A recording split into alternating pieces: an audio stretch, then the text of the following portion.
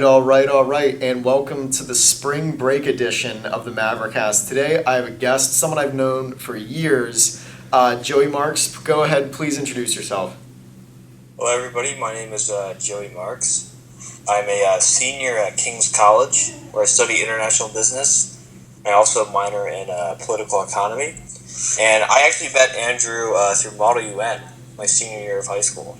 So we've been friends since then, because of that one fateful day that he had his Twitter account out. Yeah. It was before committee one night. If you don't know, high school Model UN, each year they have like a midnight committee at these conferences, and I was just like scrolling through my Twitter before it started, and that's when you decided to follow me. Yeah. And it's fun to stay in contact with the people you meet through someone like that. We probably wouldn't have stayed in contact the same way, because we wouldn't have known about, you were Glenn Beck at that time period. That's fair. So give the story on how you decided to come on the show today. I guess how I decided is, I'm good friends with you, and we talk about politics a lot. Almost every day we're sending each other either like memes or articles, or we're just having a discussion. And I think we tend to have pretty good discussions because despite us being not total opposites, but despite being on, the left and right, I think there's a lot of things that we oddly can agree upon, and there's a lot of things that we think should change in the system that, and I think it's a common trend of a lot of people kind of in my kind of format and kind of yours coming together in recent years at least, based on kind of the way the left and right are going in this country. And I think it's so important for us to have someone else on, just to get a different point of view. Like even a couple of weeks ago, we had the Libertarians on campus on the show, and just hearing a different point of view was so nice, because I don't think anybody wants to sit there and just listen to four conservatives every week agree with one another. So it's good to have just a little bit of political diversity. And I think you're right that despite us being, and you said we're not total opposites, and that's definitely correct. You can have a mutual respect for one another, despite this sort of time period that we live in with the animosity on both sides. And with that said, how would you describe your own political ideology, and what figure, whether that be a politician or so on, do you feel you most align with? Well, I'm a big fan, as you know, of the political compass. And if anybody listening doesn't know exactly what that is, political compass is basically it's four, quadrants on a graph, and you have the left and right. But the reason why I like it is a lot of people lump themselves into the left or right, but it's a little because of how politics has come. It's a little too it's not complex enough, in my opinion, to really place where people stand, especially after this election. This election was a big one with that, and you have the authoritarian left and right. And then you have you have the authoritarian and libertarian left, and then you have the authoritarian and libertarian right. And I personally, based on tests I took and how I feel, I tend to mostly align with the libertarian left, which I feel like is kind of, in this time period, it's been kind of forgotten about, especially in this election. There wasn't really a candidate that really, pushed for the libertarian left. Not that there was a libertarian right one, but there have been popular figures like, in the podcast the Libertarians on, they talk a lot about it. I mean, Gary Johnson and Ron Paul and Rand Paul. So that's where I would consider myself a left, according to the political compass, I consider myself a left-wing libertarian, better known as, I would say, classic liberalism, which is a term a lot of people use. I've even heard people like Dave Rubin and Milo Yiannopoulos use that term.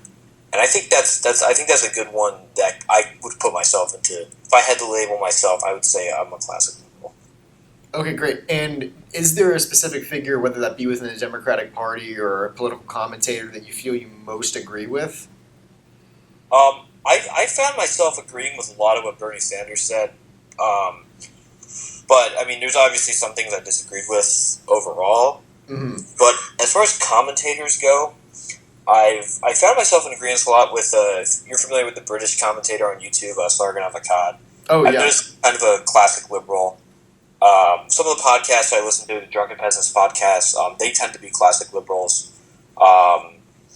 Dave Rubin has kind of recently, I think, gone a little further right, maybe, but he's been someone also I've kind of looked at and said I'm kind of aligned with him. There's examples of people like that. I think that I would generally fit myself in with. And I know since you mentioned Bernie Sanders, and as a classical liberal, where did you disagree with Bernie Sanders? And we'll just kind of move the discussion towards 2016 in that respect. I mean, I understand why he did it, because kind of like Trump, he was the anti-establishment candidate. He had to appeal to the base, of course. But I mean, some of the stuff he, I guess, said more so after with some social issues, I think, was a little maybe too far. But maybe that was him just playing to his base, if that makes sense. Mm-hmm. And I mean, I really like a lot of what he stands for, obviously. But there are some things, and I think any realistic people who support Bernie Sanders realize this, is there's things in his platform that probably will not happen. The one thing I don't necessarily agree with him on necessarily is free education. I think that's a little too far. But for most of the economics issues, especially healthcare, I'm in 100% agreement with him. And so, were you aware of Bernie before the primary, or because he had a very I think only a lot of just hardcore politicos were really familiar with where he was and what he was doing before, or did as his fame kind of rose throughout astronomically throughout the process, did you become more and more familiar with him? I kind of knew who he was as an independent, but I didn't really know much about him. And then I remember when he first ran, when he first, in 2015, in I think April or March it was, where he announced, they were he did it in Vermont, and there were a lot of hippies around him, and it was a funny scene, because it was 20 people maybe, and then obviously it turned into an amazing movement. And that's kind of when I first heard about him, when he first threw his, when I knew about him, but the first time I really was wow, I really like this guy. I might vote for him. Was right after he ran. And so, what were your thoughts throughout the Democratic primary? Did you think that did you think he had a chance of beating Hillary, rather? Because I know a lot of people, the Bernie can still win meme. Did you believe that he could win, and when did you kind of accept that that he wasn't going to? I knew he wasn't going to win from day one. And I remember saying stuff like that, and people told me, they were oh, but he's very popular, And I was a realist, and I supported him, but I said, I don't think he's going to win. Now, keep in mind, I also didn't think Trump was going to win the general election. I think a lot of people did. But I really just knew that Hillary's power and the influence and everything, and just the way the process worked with superdelegates, I just knew he had no chance. But he gave her a run for her money, and that was pretty important. And the way he actually performed, especially in the Rust Belt, I think can really be used to say why Trump won, the general election in 2016. Absolutely. I do want to talk about that. But before we get there, because you mentioned with superdelegates, but do you think the DNC was actively rooting against him and campaigning against him with someone like Debbie Wasserman Schultz at the head? Yeah, well, I mean, we have actual proof and evidence of that. With all the WikiLeaks releases that went on during the election. And it was clear even before that, even before it actually came out that she got debate questions, that this happened, that happened. Even before that, there was a clear bias in just the way it was reported. Oh, he's this crazy, Fidel Castro communist guy on TV. Just the way it was reported, and just kind of the fact that no one really... It reminded me sort of Ron Paul in 2012, how the media just kind of pretended he didn't exist. Yeah. Maybe not to that extent, but it did feel oh, Hillary's the only candidate, and she's going to be the Democratic nominee. The Republicans had to fight it, but Hillary, she was going to be it. I think it was said in the media, in my opinion. I think that's an interesting parallel too, because I can remember that Ron Paul, he would come in third place, second place in some of the primaries and caucuses, but he would get absolutely no media coverage despite that. I think he won either the Virgin Islands or somewhere. Oh, it was it may have been the Northern Mariana Islands or something. Let me check. What did you make of the other Democratic candidates? Someone like Martin O'Malley, who got 1% in Iowa or something. I mean, to be honest with me, as you said, it was Lincoln Chafee or bust. But But I mean, yeah, they weren't bad guys. But the thing is, like, I kind of knew that it was one of those things where it was like, it's going to either be Hillary or Bernie, you know? Even though I didn't think, Bernie was going to win, it was either Hillary or Bernie at the end of the day. Okay. And so, from your outsider perspective, I'll talk about the general election in a minute, but from your outsider perspective, what did you make of the Republican primary throughout the process? Because I know we talked about it a lot. Did you see Trump as the unstoppable force? Because I didn't. I refused to accept that he would be the nominee until when I saw Cruz and Kasich drop out. But See, here's my thing. When I, for those of you that don't know, I studied abroad in France during the whole primary process. And a lot of people asked me questions about Trump. And they expected me to say, oh, I despise Trump, I hate him. But I actually, right when Trump entered the ring, and I listened to him speak, I was like, I don't agree with everything this guy says, but the things and the people that he's going after, like, he was saying things that Democrats hadn't been saying for, that they should have been saying, in my opinion. I mean, Bernie was saying him, but let's remember he wasn't even a Democrat during, the Bush or Obama years, really. And So, Trump was a Democrat during Bush's presidency. Yeah. yeah, he was an independent. So it was just kind of like it was weird seeing a guy that I'm not supposed to like, but he said a lot of things like he wanted to be more of an isolationist. He wanted to stop wars. He was against the Iraq War. He wanted to rebuild the infrastructure. He was the first Republican to really come out and say he supports gay marriage. And he said all these things, and I was like, wow, like, he was attacking people like Jeb Bush and Marco Rubio, who were people that I personally didn't like, that I thought were establishment candidates that I would never support. So I kind of became a frenemy almost with Trump during the primary. And I actually knew, well, here's what I thought. I knew he was going to win the popular vote. I knew because of the northern states he was going to win. But I did not think the Republican Party was going to let him get it. I thought they were going to steal it from him at the convention and give it to Ted Cruz. But they're lucky they didn't do that because, I mean, that would have been a very undemocratic thing for them to do. And I think, for better or worse, we let our voters choose our candidate, and I can't say that's the same for the Democrats. Reince played a neutral role throughout the entire time in saying that whoever our voters choose, that's going to be our candidate, and that's who we're going to roll with. And I think it's interesting because I remember you texting me still last year saying that you found yourself defending Trump more often than you ever imagined. Still do. I still do all the time. Still, yeah, definitely. And that's a conversation we can do a little bit of a tangent before we talk about the general election, because naturally when Trump comes up, there are going to be these charges of, oh, he's a racist, oh, he's a sexist, oh, he's a xenophobe. What do you make of somebody from the left side of the political spectrum about when you hear those charges and what we would call just like the outrage culture that has surrounded pretty much Trump since day one? Well, the thing is, and we're probably going to get more in detail as we go on, but the thing is, the more people use the terms, racist, sexist, homophobic, the more people use those terms so loosely, the more it devalues people who actually suffer from those things. So whenever someone says, oh, you're racist, because of your Halloween costume, or you're sexist because the NFL is all men, or they say something like that, it actually devalues real sexism that goes on. Mostly in other countries, but also in the United States. That didn't work with Trump because you had these, blue-collar workers who voted for Bernie and Obama pretty much in the primaries. Yeah.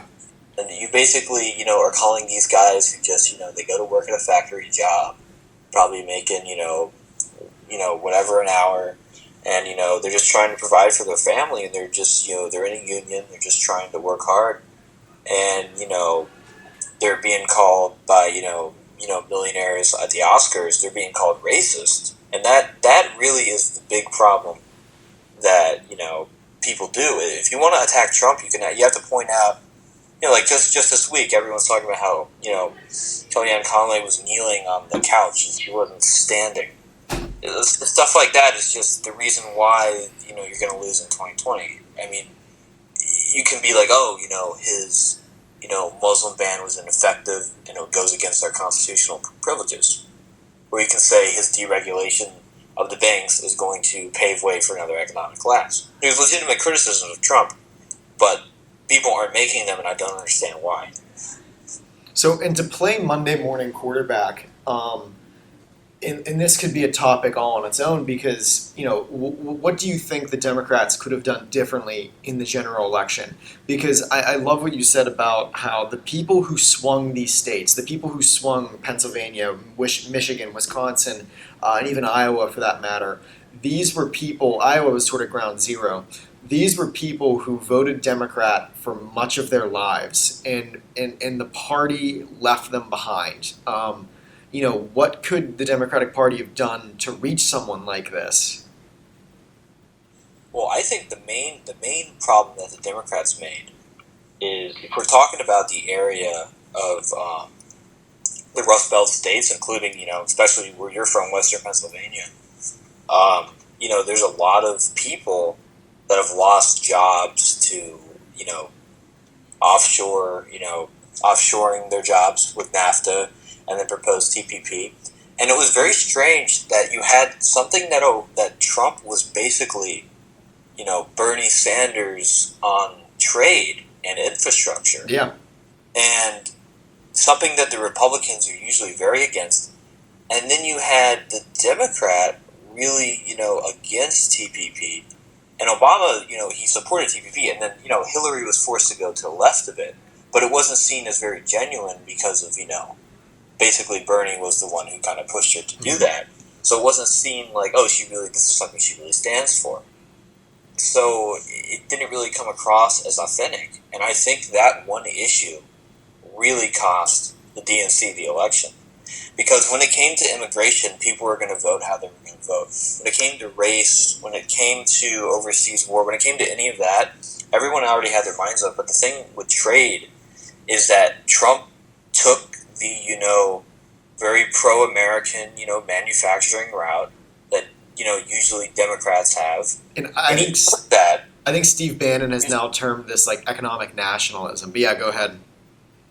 Yeah, he took it himself, and I'm not saying it can't work in either side. I hope both sides come to agreement that, sending our jobs overseas isn't necessarily a good thing when it comes to, stuff like TPP and NAFTA, where corporations kind of control that. And also, sometimes it can be bad for the countries that they're opening up shops in. But, it's weird that you had, Trump win because he chose a liberal position and Hillary lose because she chose a conservative position. And this is why I don't understand why everyone, acted like, Trump was the most right-wing conservative person to ever get in the White House, when he actually won based off a lot of his liberal views on, populist economic theory. Absolutely. And I remember seeing, because we mentioned the political compass, and I will plug a link to the website in the link dump, that Trump on the website, with regard to economic policy, was to the left of Hillary, which I think is absolutely fascinating. And he reminds me of, and this has been more than well established, but even from the beginning of this, last year in 2015, it reminds me of European political parties, things like UKIP, to where their economic positions are using tariffs, using government to control and regulate industries. Like, for example, with the carrier deal before he won the election, like I was against the carrier deal, and I know a lot of my liberal and progressive friends were too, because I think it was government stepping in and picking a winner and picking a loser and saying, we're going to make carrier succeed because we're going to give it special treatment in the market. Yeah, that's a very good point, because people like Nigel Farage, they come across as like extreme alt-right, very nationalistic. But to be honest with you, like you said, it's not like when they did Brexit, they were like, oh, we're going to put the money that we would be spending in Brexit into the national NHS, the National Health Service. And that's something that you wouldn't hear necessarily in the United States. That Farage wanted to put the money into NHS, and also, and I think this has been mischaracterized. One of the main reasons why they won the campaign was because they were to the Brexit campaign was because they were able to get people who voted for who voted for the Labour Party, who felt alienated from the Labour Party, who felt from their leadership. And I know UKIP, because I've stayed up to date sort of on what their activities are, they're now targeting labor strongholds, and trying to convince them to change over to UKIP. And I think that's exactly similar to what Trump did with regard to people who voted Democrat all their lives. But then when they feel alienated from the party and alienated from the leadership, they make a change from left to right. And I don't even think it's regard to ideology between left and right, but as a matter of practical, that their party's willing to stand up for workers. And I know we were at CPAC last week, and it was truly extraordinary because it's probably something I didn't expect to hear in my lifetime. When Trump got on the stage and he said, "I want the Republican Party to be the party of workers now," and it was just so interesting. Yeah, I mean, it's something that when Brexit was honestly, it was basically the dress rehearsal to Trump's election in a way, because everyone called people who supported Brexit bigots, racist, elite, or they had all these names for them. And they said people like, Nigel Farage, they were, crooked, he was taking money from the EU. And they said stuff like this. And it was one of those things where you had, the Rust Belt regions in, England, Wales. They voted, Labour their whole life. And then they're like, hey, you know what, maybe Nigel Farage cares about me more than these other people. And people, and aside from people who switched over too, I mean, another obvious parallel is people who were disengaged from the entire system. People who maybe hadn't voted in 10 years, or maybe they haven't voted in their entire lives.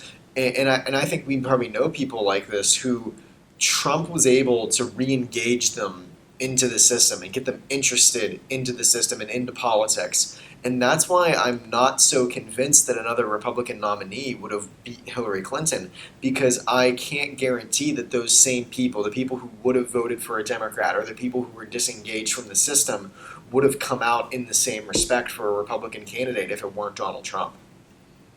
And that's a very good point you make, because, if Hillary was president, or if Ted Cruz was president, or if any Jeb's a mess, but if any of those people were president, it would, people would not be paying attention with, a magnifying glass. Every time Trump does something, it's on the news.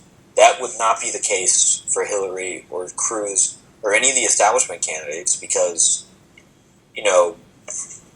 like you were saying, people are interested now. People, want to know, whether for the good or bad, they want to know what's going on. And I do think, a lot of people, on the left, it was with, Bernie Sanders, a lot of people showing up to the rallies. And then Trump, a lot of people showing up to the rallies. People were excited. People were hype about it. People really thought that, hey, maybe we voting can actually change the world. And I know, Trump was lampooned and he was laughed at because they asked him, okay, what are your big data operations? What are you doing to target voters? And he just kind of said, I'm going out and doing rallies.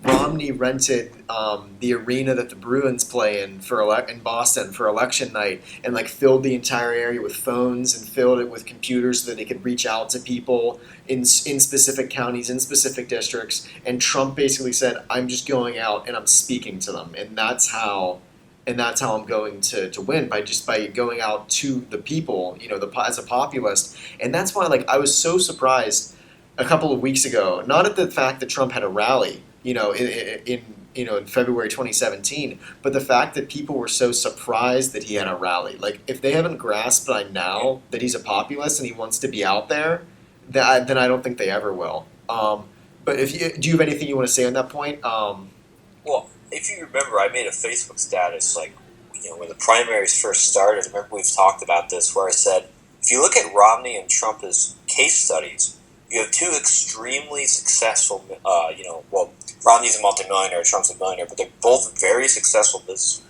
Mm-hmm. And the difference is Trump, he's built his brand of having nice hotels with gold in them. and he comes on stage in a really, probably expensive suit with a red power tie, and he reads off his, net worth. Mm-hmm. He says, "Hey, guys, I'm really rich. I'm not saying that to brag." And then you have Mitt Romney, who puts on mom jeans, and he's like, "Oh, this must be how everyone, this must be how the normal people dress." Mm-hmm. And he says comments like he thinks $100,000 a year is middle class, and he makes comments like, and she drives a couple of Cadillacs, and he comes off like pompous and arrogant when Trump just, straight up says, "Yeah, I'm worth, billions of dollars, but, I'm worth billions of dollars because I'm an incredible businessman, and I've done these things, and because I know how to make deals." And his whole thing was deals, the art of the deal, the whole book. The best He says, deals. "Because I know how to make these deals, I'm going to fix our trade deals. I'm going to fix, foreign policy. I'm going to fix our economy because I'm good at business. I'm good with numbers. I'm good with money." And Romney didn't do that. He wanted to pretend that he was, just an everyday guy, but he didn't focus on the fact that he was a successful businessman. Even though his business was nowhere near as glamorous as Trump's, he should have at least said, "Hey, I can hire people. I can do things." He should have said something like that, and he didn't, and he came across kind of as arrogant, ironically, if you think about that. Absolutely, especially like one of the central messages of Romney's campaign was that I think he called it Obama's like upside down economy, and he should have played up more than he had. That I've spent my life doing this and I know what to do, and also like to the blue collarness of Trump.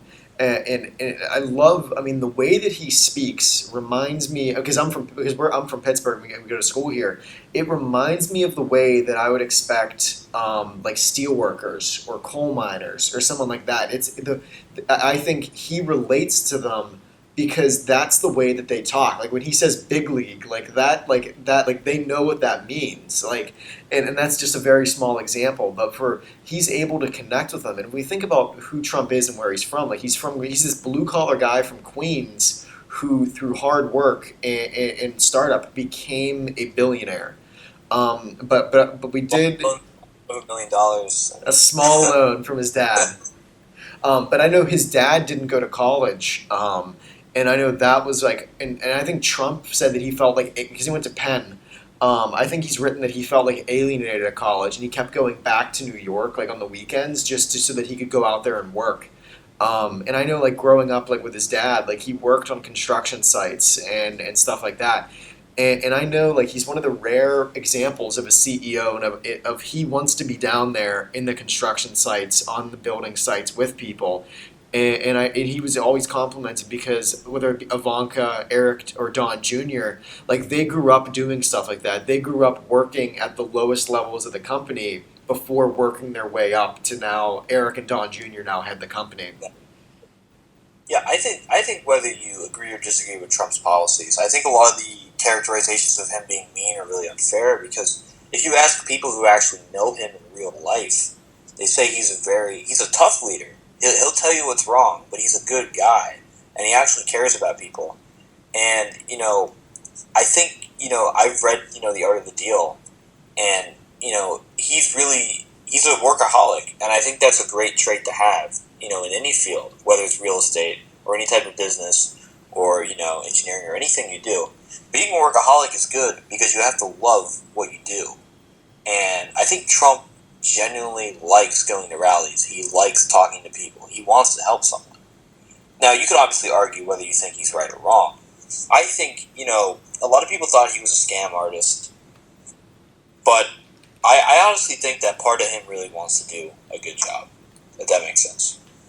Mm-hmm. So now let's kind of tie this back to the general election itself, because we've established where we stand on Trump and what we think of Trump. So what was your narrative with Hillary Clinton? So think the day after Bernie decides to drop out and endorse her. Where did you go from there? What was it like for you to have to choose between Hillary Clinton, Trump, Johnson, and so on down the line? Well, I've always been a really big critic of the Bush administration. I think that they did a lot of things to really, destroy the United States, especially foreign policy-wise.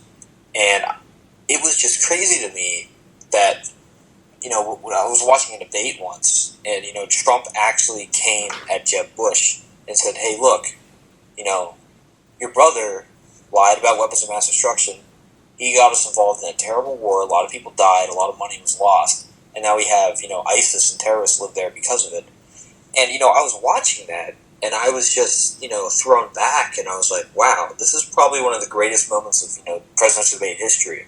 You have, a Republican coming after a former Republican, president. And that's and sort of, what I'm trying to tie. Oh, go ahead. And sorry to interject. Yeah, there's a delay between us. But that was sort of like a golden rule of Republican politics, that you don't attack the Bush administration. And when I can remember vividly just how shocked I was, like you said, when Trump said these things at the debate. And think about how crazy it is that we have a Republican president who was against the Iraq War from the beginning. Yeah, and go right ahead with your point. Because the first time I ever knew about Trump was in high school. I mean, I knew who he was, like already TV star, but I didn't know he was political until one time in high school. This was before the whole birther thing, but I remember watching a really old video of him talking against the Iraq War. I've since looked it up again, and I think it's with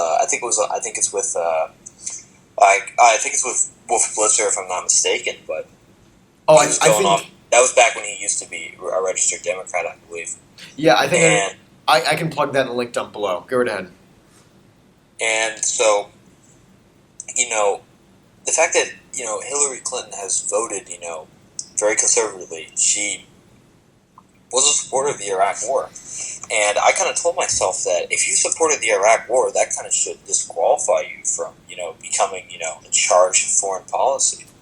And, just her interventions in Libya that even Obama didn't want to do, she pushed the Obama administration to do.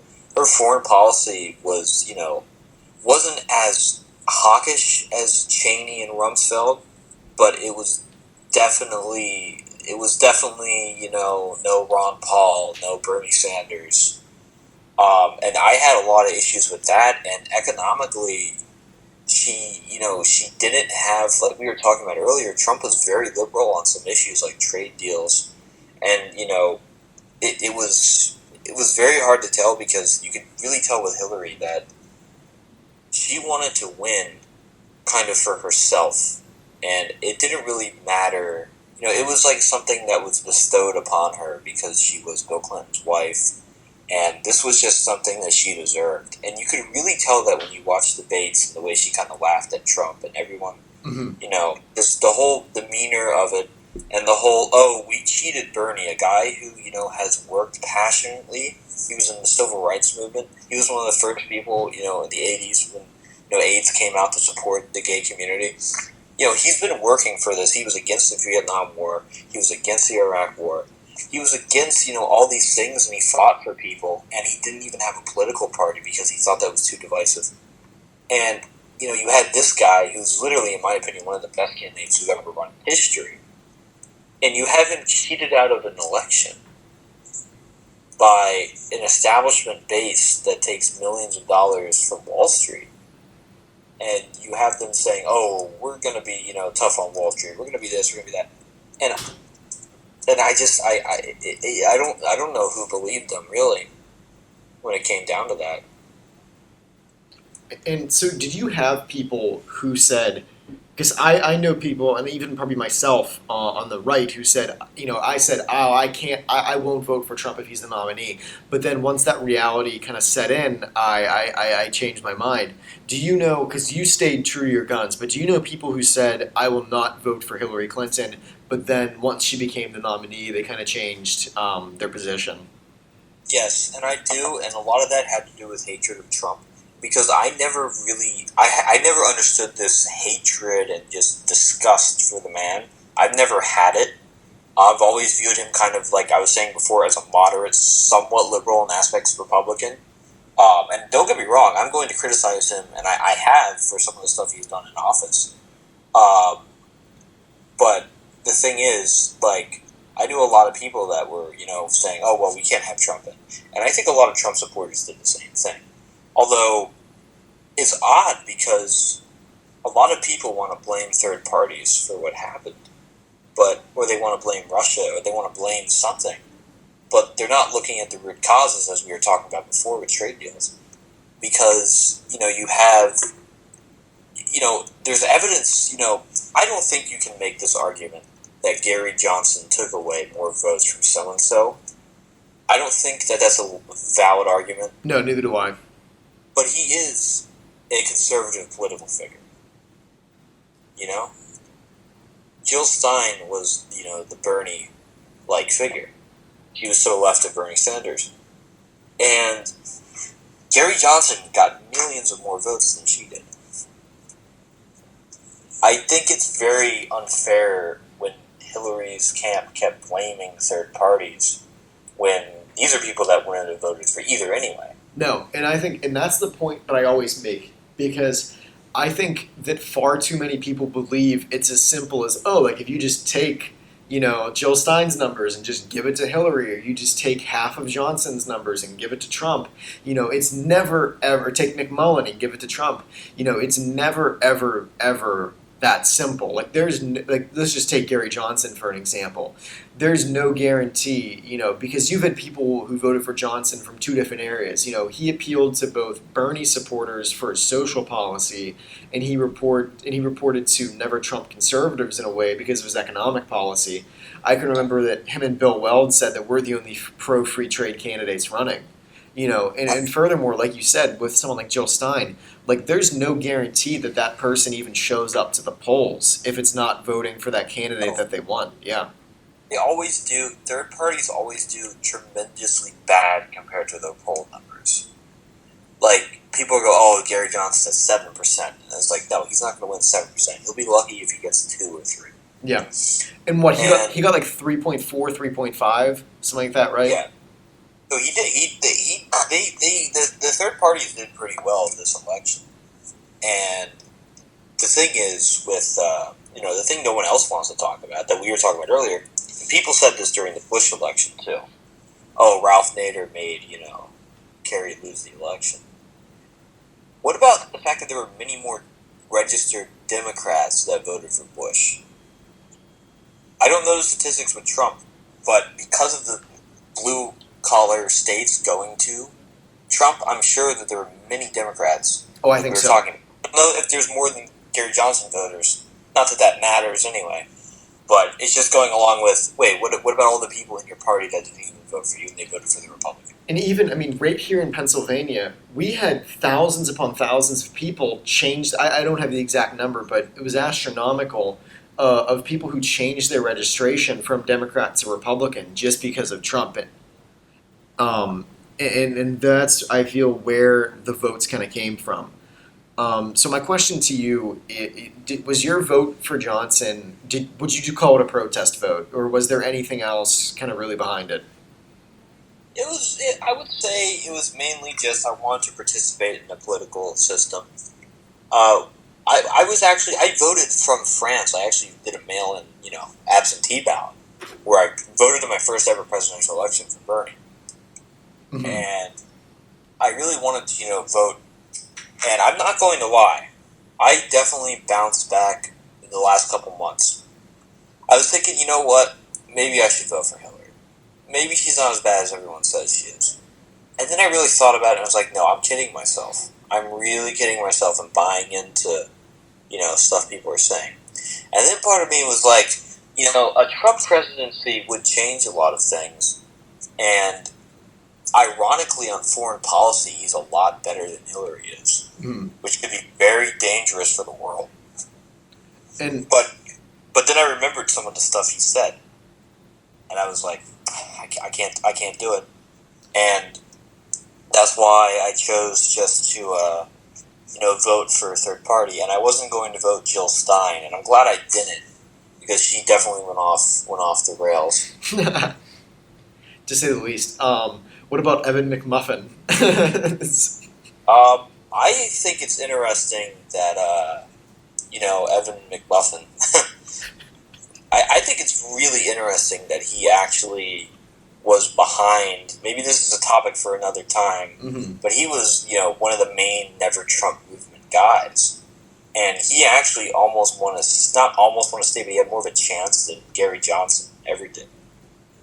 Yeah, that's actually fair because I mean he came in third place in Utah and almost beat Hillary in Utah, and Yeah. that's impressive. And a couple of the Mountain West states like Idaho, North Dakota, like he ran up decent margins in those states, and I think. And I think Johnson was such a lazy candidate in so many ways that if Johnson wanted if he wanted to get to that 5% so he could get national funding for the party, I mean, he should have been going to those places where there were disaffected Trump voters, like in Utah. Well, he didn't have a chance in Utah after McMullen entered, but like places like Idaho or the Dakotas, or Montana, where there were a significant amount of never Trumpers. But like, if they left Trump, it didn't really matter. Like, their vote didn't really matter because Trump was going to win the state before a single vote was even cast. And so, another question I have for you. Did you see, because I asked the libertarians this, did you see a lesser of two evils between Trump or Hillary, or were they both equally just repugnant, to you? I'm going to get a lot of flack for this, but I said I think Trump was slightly better. Um, and I think I already highlighted a lot of the reasons earlier, and I know it's a very interesting thing to say. Yeah. But for the sake of democracy sense, um, whether you like Trump or not, like you said, people are paying attention now. People are definitely paying attention, and he's never a guy that I would have voted for. I think the wall is a waste of money. I think the Muslim ban is pushing it too far. I don't think a lot of the deregulation policies that he wants to do. I don't think they're going to be in the short term. They might be good for the stock market, but in the long term, I think that they're going to not be the best for our country, and it kind of mirrors what Clinton did at the end of his term, and what pushed it at the beginning of his with repealing Glass-Steagall in the 90s. And that worries me. So as election night was going on, did you find yourself rooting for Trump? Just because I'm curious. I actually found myself, I thought Hillary was going to win, and I think everybody mainly thought that. Oh, I think even Trump's campaign thought that. So, I was like, oh, it's going to be over after Wisconsin's call. Yeah. And then I was walking to my room, and my roommate who was watching too, he yells to me, he's like, hey bro. Fox was on, so of course it was a little more conservative.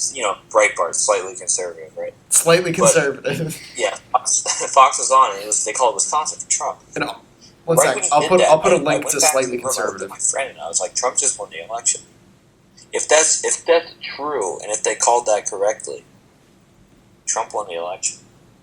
Because I knew the second that state went, it was over. Because mathematically, she could not come back from that.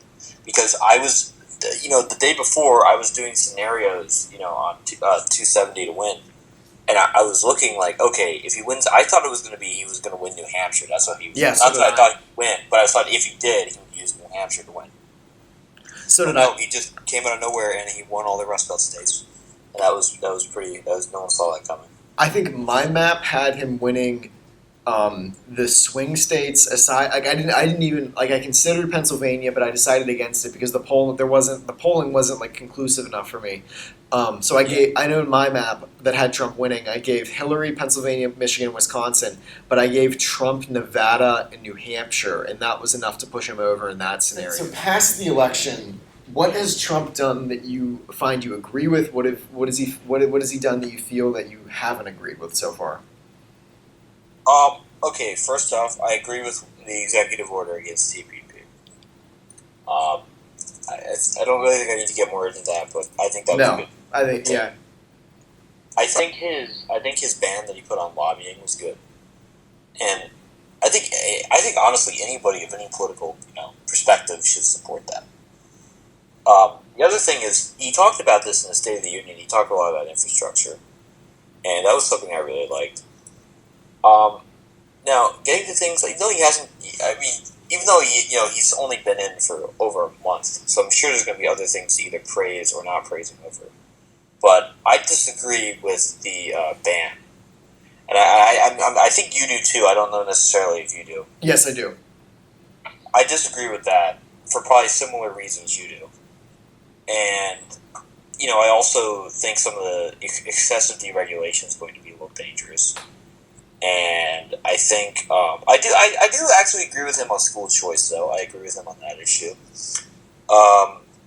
And I think the wall is a big waste of money.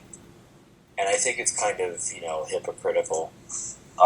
Because, the Republicans are supposed to be, they say they're the party of, fiscal responsibility, and they're building a $20 billion wall. And that's just, I think that's a little, and the thing is, I never really understood that because Obama deported more Mexicans than any other U.S. president. Yeah, so exactly. He's really just continuing Obama's policy. And, which I never really understood why no one talked about that. But the other big thing is I think he's, even though he really hasn't, you can correct me if I'm wrong, I can't really tell his Syria strategy yet. I can't really tell what it is yet. No, I don't. I really like. I'm thinking back to his foreign policy, like major foreign policy speeches, and I don't think he really laid out a cohesive strategy for it. I think you're right. Well, remember what he said is if he does, then we'll know what he's going to do. So maybe he's serious about that. I can remember during the first debate when he was yelling at Hillary, he was just like, "You put your plan on your website." Oh, I can't believe I forgot to. That's funny, but I can't believe I forgot to tell you this earlier when you asked me one of my favorite political figures is Tulsi Gabbard. I should have said that earlier, but she's really involved in trying to end the war on Syria, and she's been working with Trump and talking to Trump, and a lot of Democrats have been, oh, she's a traitor. It's like, no, she's not a traitor. She's just trying to do her job and represent America's constituents. I'm pretty sure she met with Trump in Trump Tower, if I'm not wrong. She met with Trump.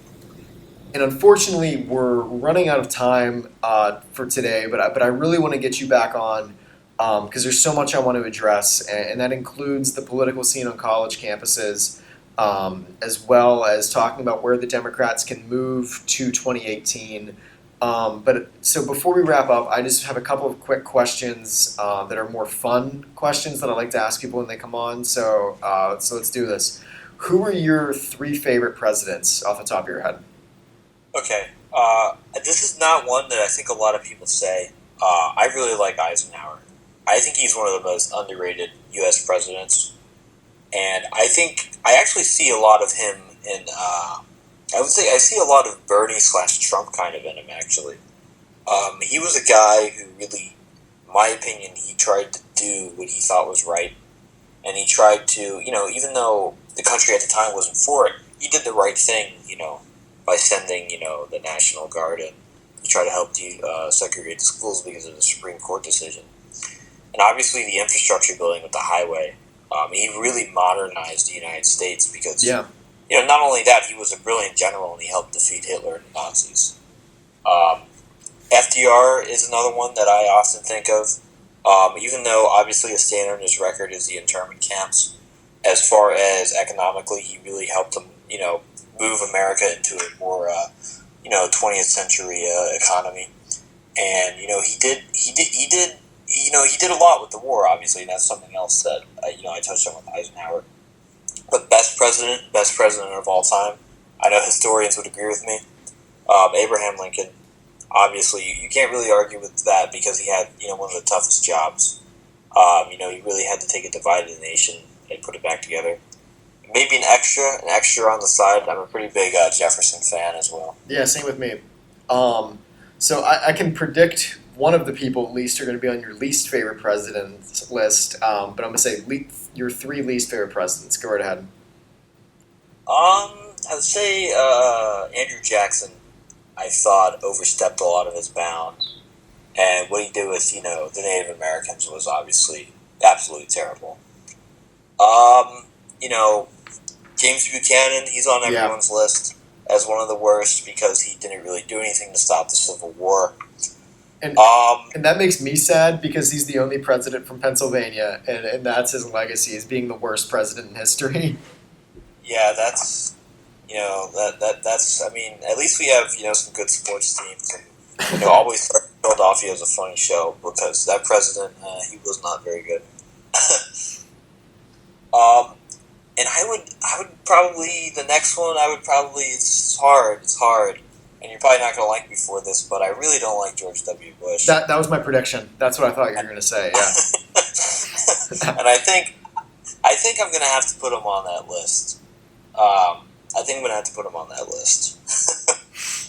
And mainly because of his handling of, 9/11 and then, Iraq, and then obviously what happened with FEMA and Katrina, and then, infamously the 2007, collapse of the economy.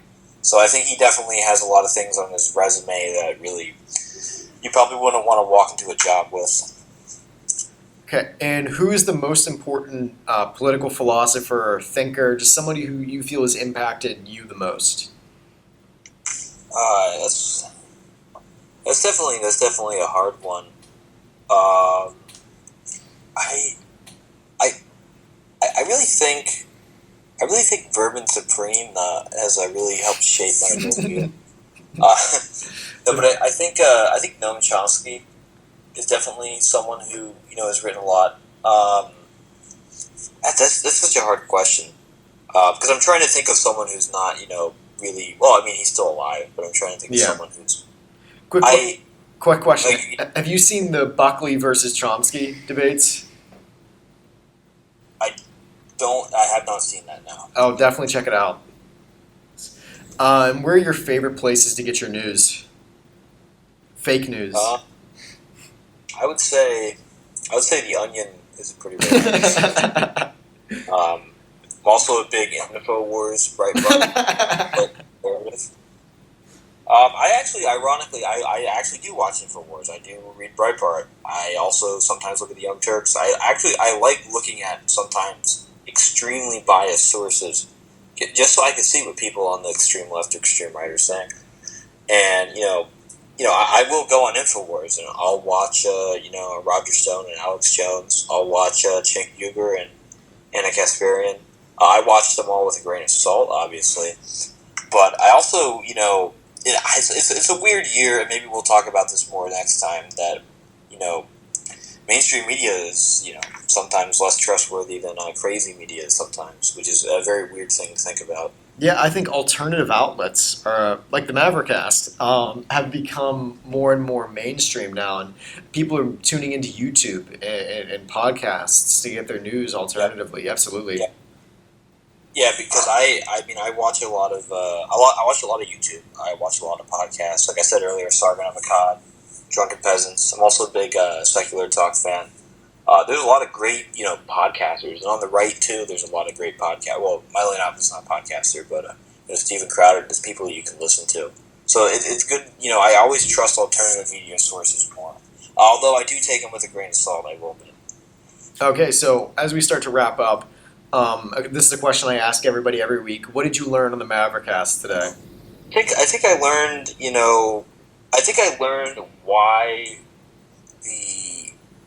I don't know how to explain this. I think I learned why a lot of people on the classic left are aligning themselves with not necessarily the alt-right, because I wouldn't consider you alt-right, obviously, but consider with people that are, more conservative, maybe more libertarian-minded. And it's just such an interesting time and an interesting parallel, because one of my best friends, very, very Ted Cruz, very liberty-oriented constitutionalist, and we find agreements on a lot of issues. And it's really interesting because you have people, on complete, opposite sides, like you and me, but we're sitting here and we're agreeing with each other on those topics. Mm-hmm.